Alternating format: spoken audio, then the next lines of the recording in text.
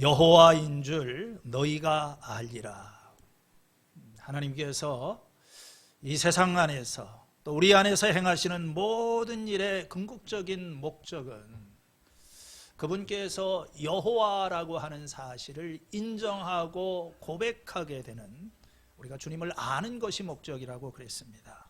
우리 신앙생활의 목적은 하나님을 알아가는 것입니다. 이 하나님을 안다고 하는 것은 어떻게 보면 하나님의 마음을 아는 것입니다. 우리가 구약의 선지서를 읽어가면서 가장 이해하기 힘들고 받아들이기 어려운 것이 하나님의 심판에 관한 그런 내용들인 것입니다. 어떻게 사랑의 하나님이 이렇게 심판에 대한 무서운 말씀들을 하실 수가 있을까? 이런 고민을 여러분들이 자주 하시리라고 생각이 됩니다. 그 문제에 대한 답은, 성경이 기록된 것은, 우리가 성경을 읽을 때 가장 중요한 것은 그 글씨를 읽는 것이 아니라 그 속에 담겨져 있는 이 하나님의 마음을 아는 것. 심판 가운데서 또 이 구원의 메시지 가운데 그것을 통해서 전달하고자 하는 이 하나님의 마음을 읽어나가는 것이 중요하다고 하는 것입니다. 에스겔서 오늘 우리가 읽은 이 16장의 말씀은 하나님의 마음을 가장 잘 보여주고 있는 그런 성경의 장들 가운데 하나입니다. 우리는 이 속에서 하나님의 마음을 들여다보게 됩니다. 사실 이 에스겔서 16장은 읽기에 참 불편한 그런 책입니다. 성경에서 가장 긴 장 중에 하나입니다. 63절로 되어 있는데 이 한 장이 요나서 또는 나훔서, 학개서 이런 것을 합쳐놓은 것보다 더 깁니다. 굉장히 긴 내용이에요. 길 뿐만 아니라 굉장히 불편한 그런 내용입니다. 어떤 사람은 말하기를 이 16장과 나중에 23장에 나오는 이 좀 뭐라고 할까요? 좀 소름이 끼치는 이런 비유들과 이야기는 교회에서 소리내서 읽을 가능성이 가장 적은 부분이다. 설교 본문이 될 가능성도 희박하다. 이렇게 이야기를 했습니다. 이제 우리가 다루게 될 이 16장의 말씀의 그 비유적인 이야기는 길고 음탕하고 외설적이고 또 어떤 성적인 그 타락상을 가장 노골적인 언어로 묘사를 하고 심지어는 이 폭력적인 이미지도 동반이 되고 있어요. 그래서 이걸 우리가 자세히 읽어나가면은 어떻게 성경에 이런 내용이 써 있을까? 굉장히 충격적이고 이 거친 표현들, 외설적인 표현들, 그뿐만 아니라 여기에서 끊임없이 부각이 되고 있는 이스라엘의 타락과 불순종을 볼 때 우리는 절망을 느끼게 되는 것입니다. 그런데 이 하나님의 말씀은 이러한 또 심판을 넘어서는 희망의 메시지가 선포됩니다. 저는 이 에스겔서 16장이 하나님의 복음을 선포하고 있다고 생각을 합니다. 이 거칠고 우리들에게 부담스럽게 느껴지는 메시지 속에 하나님의 은혜가 다이아몬드처럼 반짝이고 있는 것입니다. 심판의 먹구름이 온 세상을 뒤엎고 있는 것 같은 이 어두움 속에서 그 먹구름 뒤로 비치고 있는 이 소망의 메시지. 우리 인간들은 끊임없이 하나님을 거역하고 주님을 떠나가지만 그 우리 사람에게 보여주시는 이 하나님의 값없는 사랑, 은혜의 사랑, 이게 서로 대조를 이루면서 저는 이게 복음이라고 생각을 합니다. 죄와 죽음의 그 절망 가운데 사로잡혀 있는 인간들에게 값없이 베풀어 주시는 이 사랑의 은혜. 오늘 저는 우리가 이 에스겔서 16장의 말씀을 같이 생각하면서 이런 하나님의 마음을 알고 복음을 같이 깨닫는 시간이 되기를 바랍니다. 이것은 이스라엘의 역사에 대한 그런 이야기입니다. 2절 말씀을 보니까 사람아 너는 예루살렘 사람들에게 그들이 얼마나 역겨운 일을 저질러 주었는지 알려주어라. 그러면서 하나의 비유적인 이야기를 시작을 하는 것입니다. 그 이야기는 출생에 관한 것으로 시작을 합니다. 3절에 나 주 하나님이 예루살렘을 두고 말한다. 너의 고향, 너의 태어난 땅은, 이걸 다른 말로 하게 되면 너의 출생에 대해서 이야기를 하자면, 너의 어떤 근본에 대해서 이야기를 하자면, 내가 태어난 땅은 가나안 땅이고 내 아버지는 아모리 사람이고 내 어머니는 헷 사람이다. 우리가 맞선을 본다든지 누구에게 자기를 소개할 때 자기 집안 배경에 대해서 나는 이런 집안의 배경 가지고 있다. 이스라엘 백성들은 자신의 출신 배경에 굉장히 자부심을 가지고 있었어요. 그들은 아브라함의 자손이고 특별히 선택받은 민족이고 남다른 어떤 혈통과 배경을 가지고 있다. 그런데요, 하나님께서 이 첫 마디부터 그들의 그런 자부심을 뭉개버리시는 것입니다. 네 근본이 뭔지를 아느냐?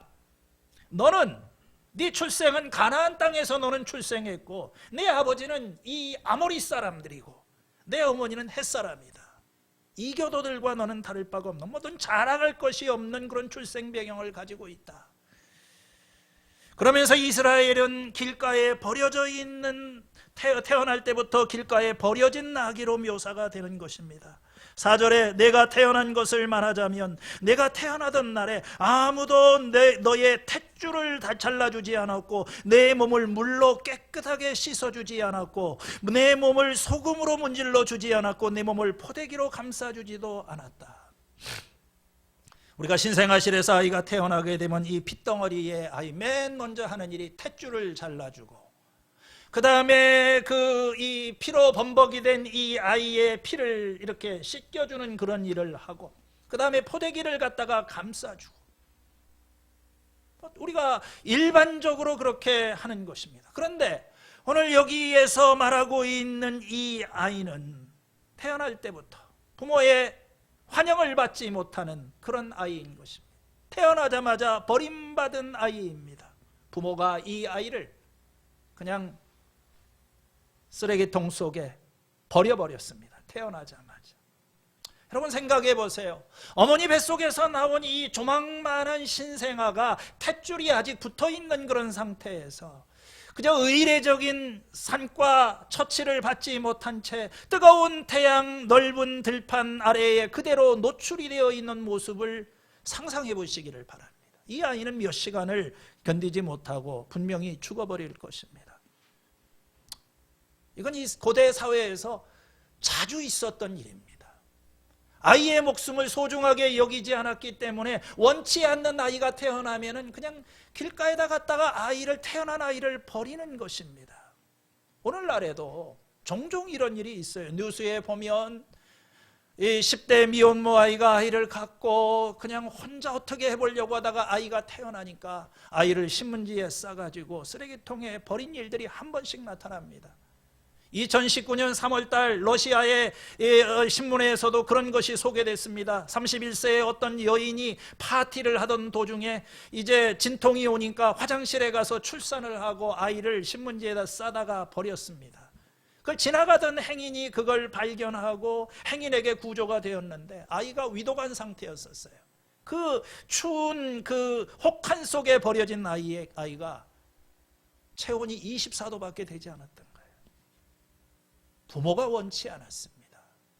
태어났는데 그를 감싸주는 아무도 없었습니다. 그런데 이러한 절박한 상황에 이 시점에 어느 한 사람이 지나가다가 그 아이를 보게 됩니다. 6절에 그때 내가 내 곁으로 지나가다가, 여기서 나는 하나님을 이야기를 하지요. 하나님께서 개입을 하시는 것입니다. 소망도 없고 미래도 없는, 그 살아날 가능성도 없는 그 아이의 상황 속에 개입을 하셔서 내가 핏덩이로 버둥거리는 것을 보고 핏덩이로 누워있는 아이를 거두었어요. 피를 닦아주고 탯줄을 잘라주고 목욕을 시키고 또 기름을 가져다가 상처를 이렇게 보듬어주고 그리고 포대기로 싸매었습니다. 죽어가는 그 아이를 보면서 말을 합니다. 살아라, 살아라, live, 살아라, 제발 살아만다오. 이 말씀이 능력이 되고 힘이 되어서 그 아이는 살아났고, 그리고 이 아이는 잘 자라게 됩니다.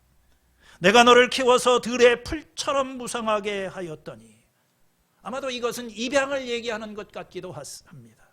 그 아이를 거두어서 필요한 모든 것을 공급하고 이 버려진 아이는 이제 잘 자라서 아름다운 보석처럼 성장하게 되었습니다. 성숙한 여자가 되었어요.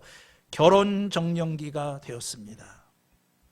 8절에 보니까 그때에 내가 내 곁으로 지나가다가 너를 보니, 두 번째로 이제 하나님께서 이 아이의, 이제 성장한 아이의 곁을 지나가다가 보니 너는 한참 사랑스러운 때였었다. 윤곽이 뚜렷하고 머리카락도 길게 자라고, 그래서 내가 내 몸 위에 나의 겉옷자락을 펴서 너의 벗은 몸을 가리고, 아직도 성장하긴 했는데 제대로 옷을 입고 있지 못하는 그런 상태였던 것 같습니다. 그래서 나의 겉옷을 펴서 너의 벗은 몸을 가리고, 이 겉옷으로 벗은 몸을 가린다고 하는 것은 이게 청혼의 의미가 있는 거예요. 결혼 요청인 것입니다. 룻기에 보게 되면은 보아스에게 가서 룻이 그 겉옷으로 나를 덮어달라, 결혼해달라는 그런 말입니다. 그래서 그 다음에 보니까 너에게 맹세하고 너와 언약을 맺어서 너는 나의 사람이 되었다. 이 언약이라고 하는 것은 하나님과 우리와의 관계를 묘사하기도 하고 사람과 사람의 관계, 특별히 남자와 여자의 결혼 관계를 묘사하는 그런 것입니다. 결혼 언약을 맺은 거예요. 너는 나의 것이다. 이제부터 이 아이는 하나님의 신부가 되어서 이제 언약을 맺은, 너는 나의 것이고 나는 너의 하나님이 될 것이다.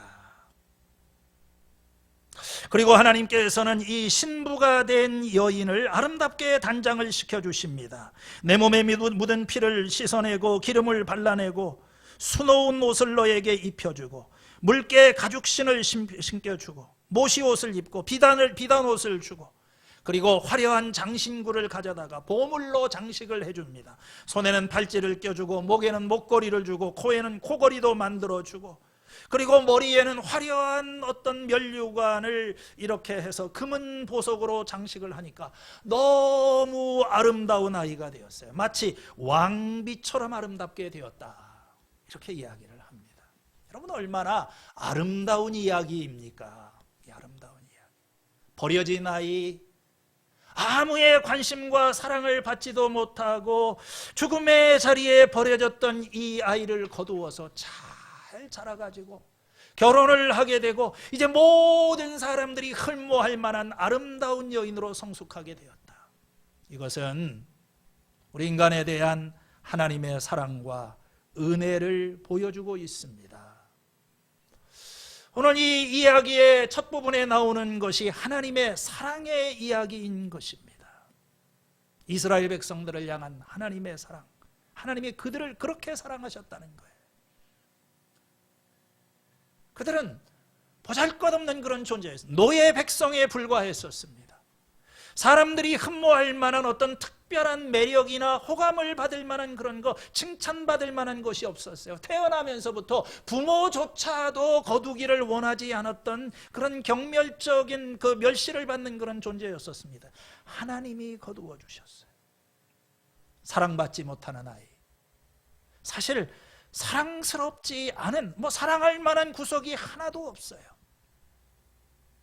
하나님께서 이스라엘 백성들을 선택하신 것은 그 자격이나 특별한 인간적인 매력 때문에 아니라 하나님이 먼저 사랑하신 것입니다. 조건 없이 사랑하신 거예요.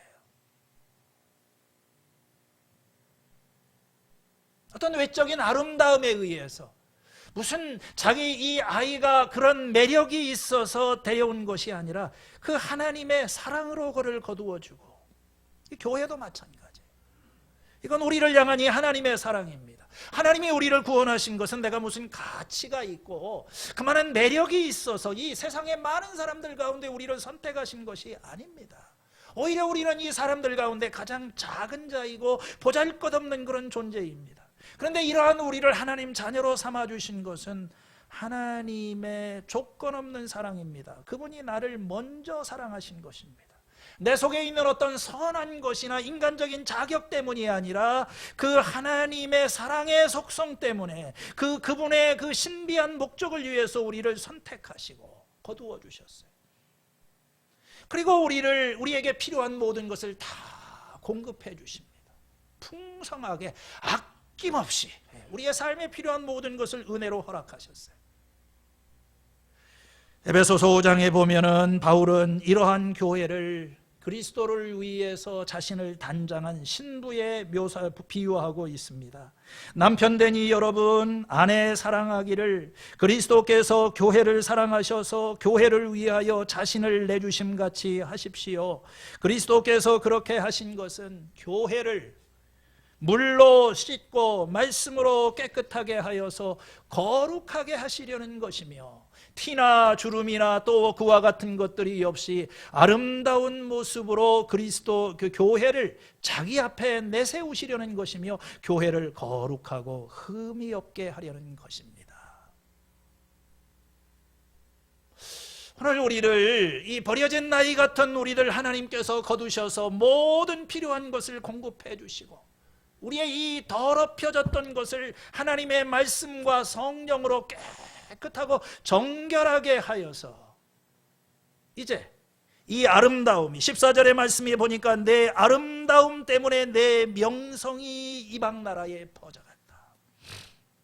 하나님께서 교회를 선택하신 목적은 하나님께서 이 교회에 주신 은혜, 우리에게 베풀어 주신 이 은혜의 아름다움을 통해서 세상에 있는 사람들이 그 명성이 하나님의 이름이 퍼져나가고 주님의 이름이 높임을 받으시도록 하나님께서 교회를 세우셨고 우리 교회는 또한 그런 존재로 참 이렇게 매력적인 존재로 하나님께서 구별해 주셨다고 하는 것입니다.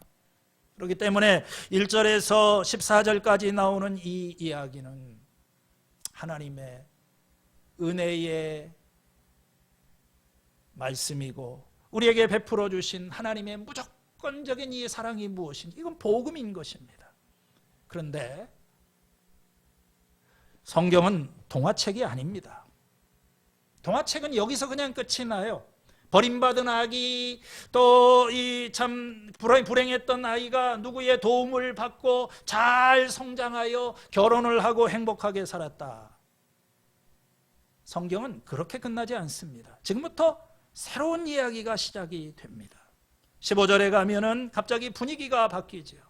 그런데 너는 내 아름다움을 믿고 내 명성을 의지하여 음행을 하였다. 지나가는 남자가 원하기만 하면 누구나 음행을 하여 내 이름을 그의 것이 되게 하였다.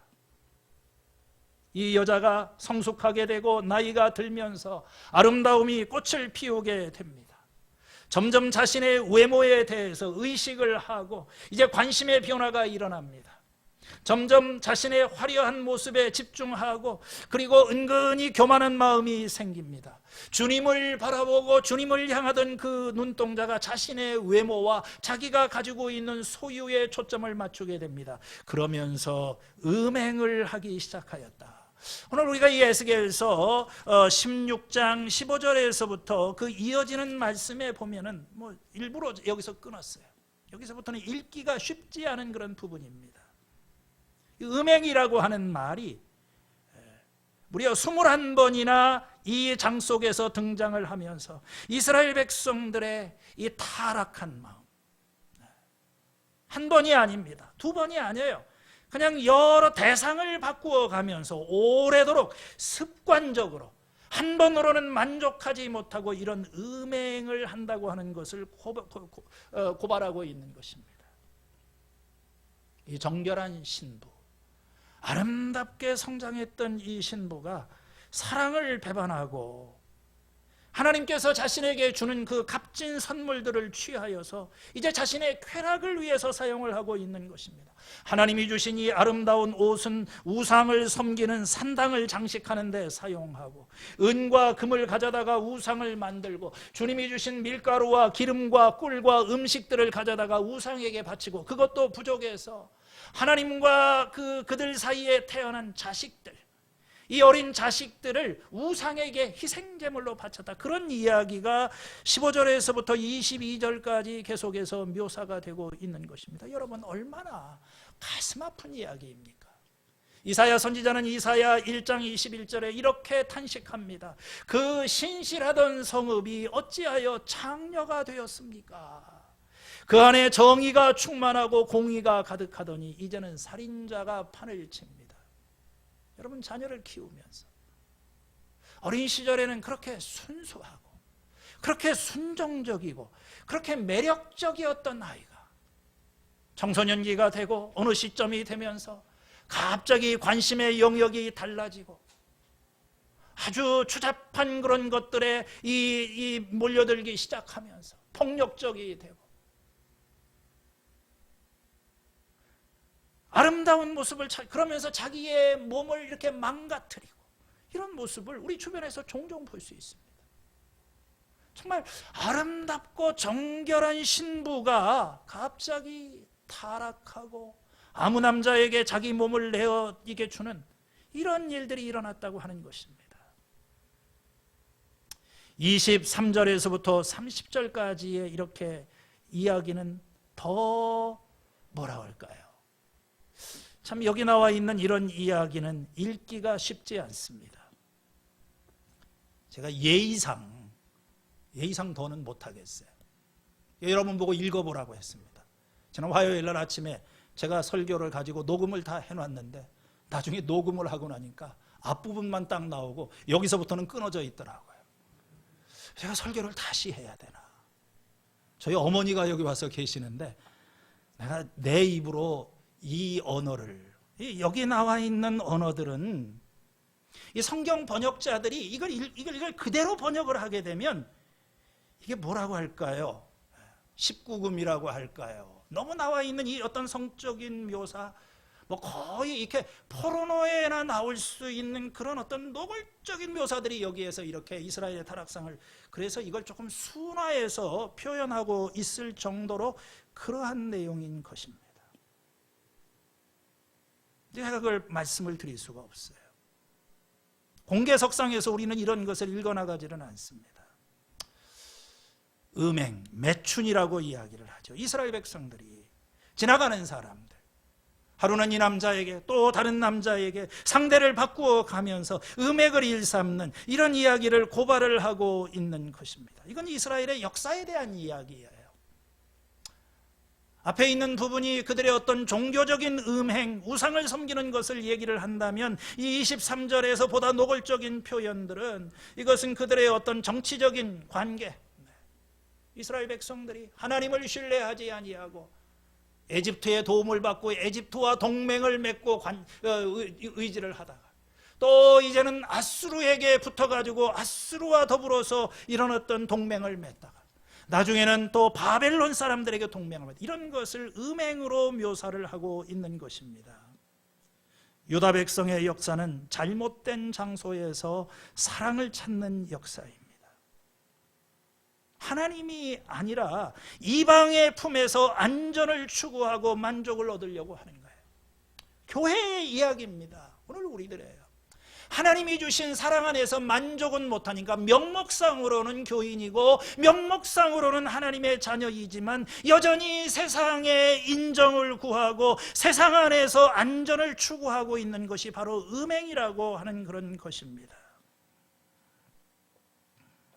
왜 성경은 이렇게 노골적인 언어를 사용해서 성경의 한 장에, 나중에 23장에도 비슷한 그런 굉장히 역겨운 그런, 우리가 인간적으로 읽어나가기에도 역겨운, 굉장히 지저분하고 구토가 나는 이런 이 언어들을 이렇게 사용을 하고 있을까? 하나님께서 뭔가 이스라엘 백성들에게 관심을 가지라고 하는 그런 것입니다. 하나님께서 우상 숭배를 얼마나 싫어하시는지. 이스라엘 백성 편에는 아무런 생각이 없이 그냥 세상과 하나님 사이에 오고 가고 있지만, 하나님께서는 마치 그것이 결혼 언약을 배신하고 자기 남편을 두고 다른 남자를 찾아다니면서 음행을 일삼는 여인의 행동처럼, 그게 얼마나 가증하고 그러한 이 신앙생활, 우리의 삶이 얼마나 지저분하고 역겨운 것인지. 여러분, 우리 남자들 한 번씩 포르노를 보시는 분이 계십니까? 처음에는 뭔가에 끌려 들어가듯이 이렇게 우리가, 그러나 나중에 뭔가 이렇게 우리를 추잡하게 만드는 그런 느낌. 하나님께서, 하나님의 마음입니다. 우리 하나님의 백성들을 보시는 이 하나님의 안타까움과 하나님의 슬픔과 그 하나님의 절망이 이 속에 담겨져 있는 것입니다.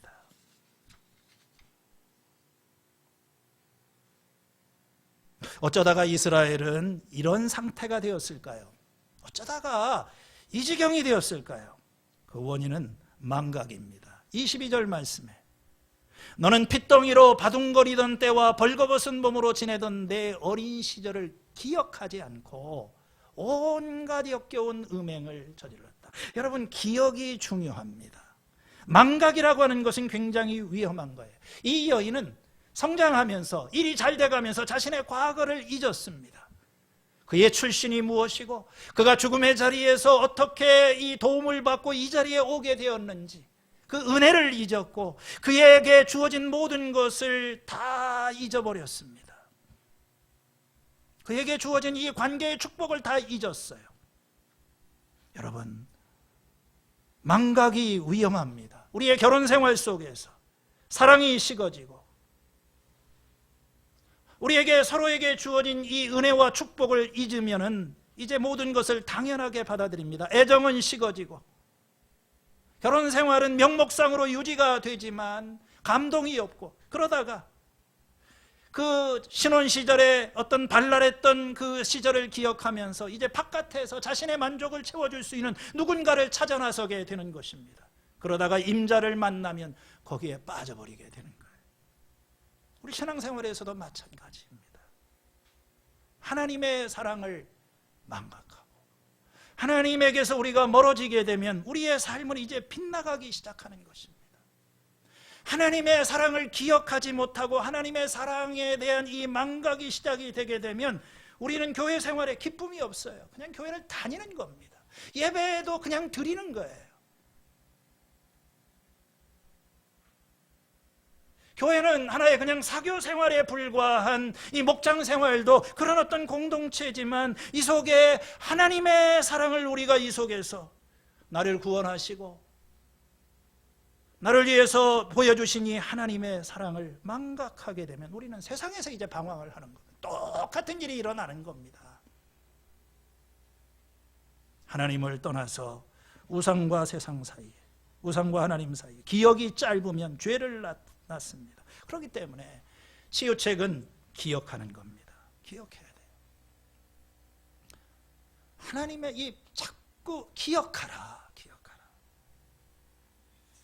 끊임없이 머릿속으로 예배를 통하여서 성경 말씀을, 기도 생활에 힘쓰고 여러분들이 인식을 하지 않게 되면 잊어버리는 거예요. 내가 누구이고 나의 근본이 무엇이고 또 나의 주인이 누구이고, 이걸 자꾸 잊어버리는 거예요. 잊어버리면 그 다음부터 주변 문화에 빨려 들어가기 시작하고 세상의 유혹 속에서 방황을 하고 살아가는 겁니다. 이것을 바라보는 하나님의 마음, 너무 안타깝죠. 오늘 이 에스겔서 16장에 이 생생하고 노골적인 이런 표현들, 이 타락한 여인 몰락을 향해서 지금 점점점 이제 가고 있는 그 여자를 바라보는 그 하나님의 이 이야기는 비극이기도 하고 슬픔의 이야기인 거예요. 하나님의 마음을 아셔야 됩니다. 이 무서운 그 심판 속에 하나님의 그 안타까운 마음이 담겨져 있는 것입니다. 하나님은 무서운 분이고, 하나님께서 어떻게 이렇게 그렇게 잔인하게 사람을 다루실 수 있을까? 그게 아니지요. 사랑하기 때문에 분노하는 것입니다. 사랑하기 때문에 하나님께서 부르짖고 계시는 것입니다. 이 하나님의 진노와 심판은 사랑에 뿌리박고 있는 거예요. 그냥 두실 수가 없는 겁니다. 무슨 일을 하셔야지요. 사랑하는 사람이, 사랑하는 자식이 저 멸망의 길을 가고 있다. 그래서 36절 이하의 말씀을 가게 되면 심판이 선언이 됩니다. 나 주 하나님이 말한다. 그러므로 내가 즐기던 내 정부들과 내가 좋아하던 모든 남자들뿐만 아니라 내가 미워하던 남자도 모두 모아서 너를 치게 하겠다. 법정에서 이 여자가 세워지고 거기에서 이제 심판이, 그 어떤 죄상이 낱낱이 밝혀지면서 마침내 선고를 하게 되는 겁니다. 내 벌거벗은 몸을 드러내놓아 그들이 모두 너의 벌거벗은 몸을 보게 하겠다. 굉장히 노골적인 언어들이에요. 원래 이 여인은 어린 시절에 벌거벗은 상태로 발견이 됐습니다. 그러다가 철이 들고 이제 좀 교만해지기 시작하니까 아주 벌거벗으면서 살았습니다. 이 남자 저 남자 찾아다니면서. 그래서 하나님께서는 이러한 여자에게 주신 벌이 아예 벗겨버리셨어요. 세상 사람들의 구경거리가 되고 수치거리가 되도록. 참 하나님의 안타까운 마음입니다. 44절 이하의 말씀을 가게 되면은 이 예루살렘의 근본이 무엇인가 다시 가족관계로 묘사를 하지요. 너의 어머니는 남편을 미워하였고 자식을 미워하여 버렸던 그 어머니다. 그리고 너의 언니는, 그 큰언니는 북쪽에 있는 사마리아이고 동생은 남쪽에 있는 소돔이다. 이 예루살렘의 가족관계를 소돔과 고모라에다가 비유를 하고 있습니다. 여러분, 이 사마리아라고 하는 것은 북쪽에 있는 이스라엘, 우상을 섬기다가 멸망했었죠. 소돔은 뭡니까?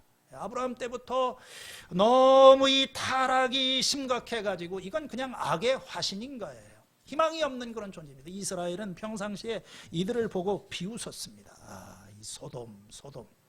하나님께서 뭐라고 이야기를 하십니까? 사마리아는 내가 저지른 죄의 반만큼도 죄를 짓지 않았다. 너는 소돔보다도 더 악한 존재이다. 내 언니와 아우보다 더 역겨운 죄를 지었으므로 오히려 너의 죄에 비하면 소돔과 사마리아는 의롭게 보일 정도이다. 참, 이게 충격요법이지요. 이스라엘은 자기를 보지를 못합니다.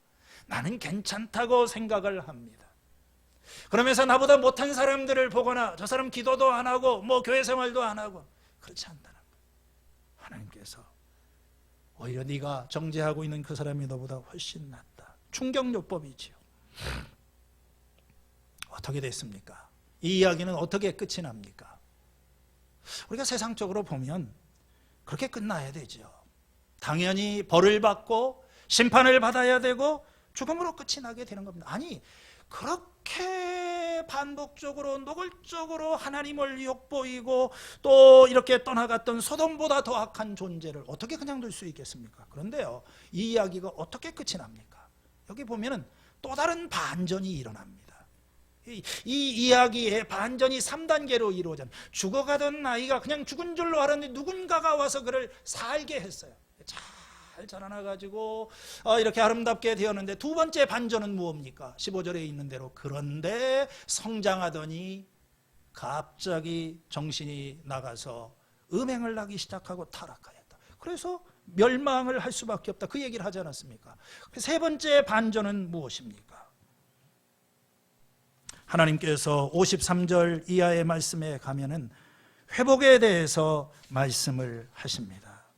사람을 놀라게 하는 에스겔의 능력은 끝이 없는 것 같아요. 많은 사람들이 이게 이 정도가 되면 더 이상 소망이 없습니다. 소망이 없죠. 거기서 무슨 소망을 가질 수가 있겠습니까? 그게 그렇게 그냥 끝이 나야 됩니다. 수치와 부끄러움, 그걸 안고 이렇게 그런데요, 하나님께서 회복에 대해서 말씀하십니다. 53절에 내가 그들을 다시 잘 살게 해주겠다. 소돔과 그 딸들을 다시 회복시켜주고 사마리아와 그 딸들을 다시 회복시켜 주시고 너도 다시 회복시켜 주겠다. 그러면서 59절에 가게 되면 주님께서 그 회복에 대한 약속을 언약을 맺으시겠다고 말씀을 하십니다. 우리 이건 읽지 않았으니까 59절 60절 같이 한번 읽어보겠습니다. 시작. 나 주 하나님이 말한다. 너는 내가 한 맹세를 하찮게 여겨 그 언약을 깼으니 나도 내가 한 것과 똑같이 너에게 하겠다. 그러나 나는 내 젊은 시절에 내가 너와 맺은 언약을 기억해서 너와 영원한 언약을 세우겠다. 자, 이 59절에 나와 있는 것은 앞에 지금까지 했던 내용을 요약한 겁니다. 네가 나와 맺은 언약, 맹세를 가볍게 여기고 그 언약을 깼으니 나도 내가 한 것과 똑같은 일을 할 것이다. 하나님과 우리와의 관계를 언약 관계로 묘사를 하는 것입니다. 결혼 언약을 맺었죠. 계약 관계에 들어가게 되는 것입니다. 이 계약은 뭡니까? 너는 내 것이다. 이제는 나는 오직 너만을 사랑하고 너는 나를 사랑하게 된다. 이게 부부관계의 언약인 것입니다. 그래서 이 언약이 유지가 되려면 어떤 의무 조항이 있는 거예요. 이제 결혼한 다음에 마음대로 살 수 없. 부부의 대의를 지키고 특별히 어떤 신의를 지켜야 됩니다. 배우자에 대한 어떤 정절을 지키기로 맹세를 하는 것입니다. 그런데 이스라엘에게 무슨 일이 일어났습니까? 이스라엘 백성들은 그 법을 어기고 음행을 일삼았습니다. 이렇게 언약을 깨트리게 되면 언약의 저주가 임하게 되는 것입니다. 네가 나의 맹세를 깨트리고 이런 일을 하였으니 나도 너에게 똑같은 일을 하겠다. 심판이 불가피하다는 것입니다. 그러나 60절에 가게 되면 반전이 일어납니다. 그러나 나는 내가 젊은 시절에 내가 너와 맺은 언약을 기억해서 너와 영원한 언약을 세우겠다. 하나님께서 새로운 언약을 맺으시겠다고 말씀하십니다. 여러분, 여기서 우리의 이 율법과 사랑이라고 하는 것, 여러분, 이 언약이라고 하는 것은요, 언약이 이렇게 끝나지가 않습니다. 하나님과 우리와의 맺은 언약은 여기서 끝날 수가 없는 거예요. 왜냐하면 이 하나님과 우리와의 언약은 하나님의 사랑에서 출발하기 때문에 그런 것입니다. 하나님과의 우리와의 이 관계는 어떤 동등한 관계에서 출발한 것이 아닙니다. 우리는 아무것도 할 수 없는 버려진 자입니다. 하나님께서 찾아오셨고 하나님께서 구원해 주셨고 하나님께서 우리를 자라게 하셨습니다. 하나님이 주도하신 거예요. 그리고 우리가 이 언약을 깨뜨렸지만 그렇기 때문에 하나님께서는 다시 시작하시고 새로운 언약을 맺고자 하십니다. 영원한 언약이라고 이야기를 했어요. 비록 이것은 너와 나 사이에 세운 언약 속에 있는 것은 아니라고 할지라도 내가 너보다 더 큰 내 언니와 내 작은 아우를 모두 내 딸로 삼아주면 너는 내가 저지른 악행을 기억하고 부끄러워할 것이다.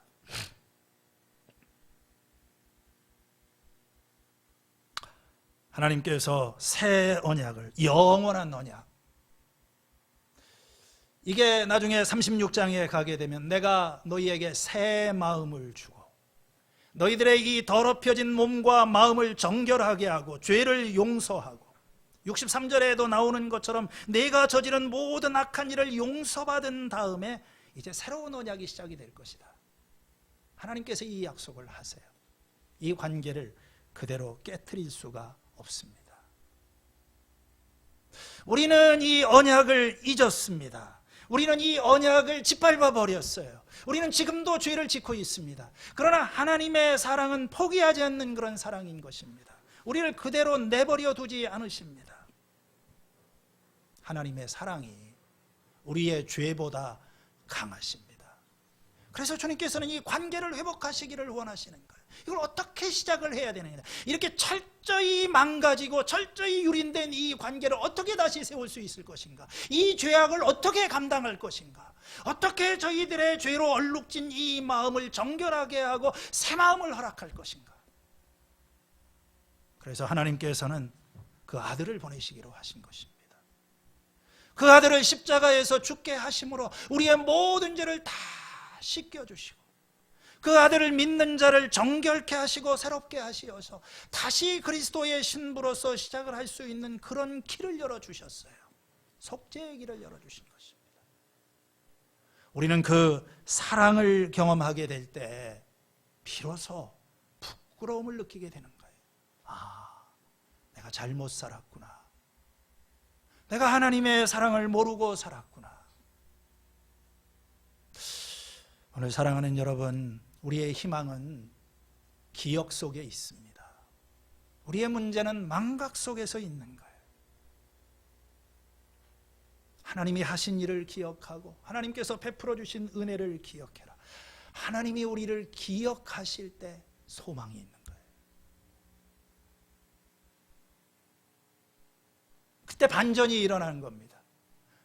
노아 시대에 홍수가 나서 온 세상이 물로 다 덮여서 모든 사람이 죽임을 당하였는데 창세기 8장 1절에 보면 하나님께서 노아와 그 가족을 기억하셨더라. 거기서 새 창조가 시작이 됩니다. 이스라엘 백성들이 애굽의 포로로 잡혀가서 400년 동안 지내면서 정말 절망적인 인생, 미래가 없는 이 노예 생활, 기약 없는 노예 생활 가운데 하나님을 향하여 부르짖고 탄식하고 있었습니다. 그때에 출애굽기 2장 20절에 하나님께서 아브라함과 이삭과 야곱과 맺으신 그 언약을 기억하셨다. 우리는 망각하지만 하나님이 기억하십니다. 그리고 하나님이 기억하시면 거기에 소망이 있는 거예요. 십자가의 강도가 죽어가면서 당신의 나라가 임하게 될 때 나를 기억해 주십시오. 탕자가 아버지 집을 떠나서 방탕하고 완전히 밑바닥 상황이 되었을 때 아버지 집을 생각하고 기억을 했습니다.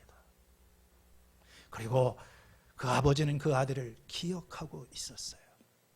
하나님의 사랑은 변치 않는 그런 사랑입니다.